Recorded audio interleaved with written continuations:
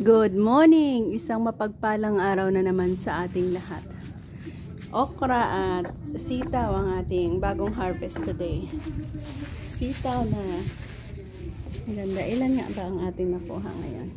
1, 2, 3, 4, 5, 6, 7, 8. So, mayroon siyang mga magaganda. Sineparate ko na kasi kanina yung mga maliliit. Hindi na naman yan puro magaganda. Ito yung mga maliliit na ayan. Pag may mga magaganda, mayroon din namang not perfect. 1, 2, 3, 4, 5, 6, 7, 8.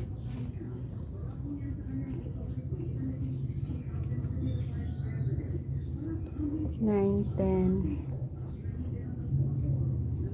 11, 12, 13, 14, 15, 16, 17, 18, 19. Abang dami siguro nito. 1, 2, 3, 4, 5, 6, 7, 8, 9, 10, 11, 12, 13, 14, 15, 16, 17, 18, 20, 21, 22, 23,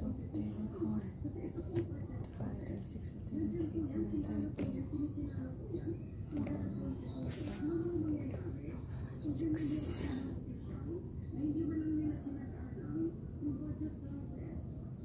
7, 8, 9, 10, 11, 12, 13, 14, 15, 16.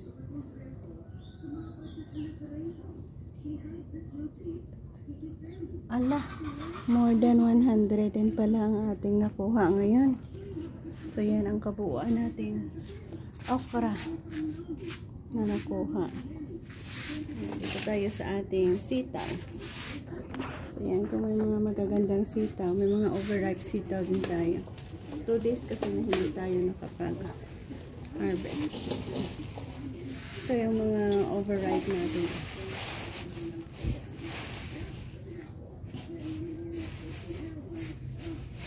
So, yan. Meron tayong 2, 4, 6, 8, 10, 12, 120 tali na pieces at 6 na tali na sitaw. Yan ang kabuuang ating freshly harvest gulay ngayon.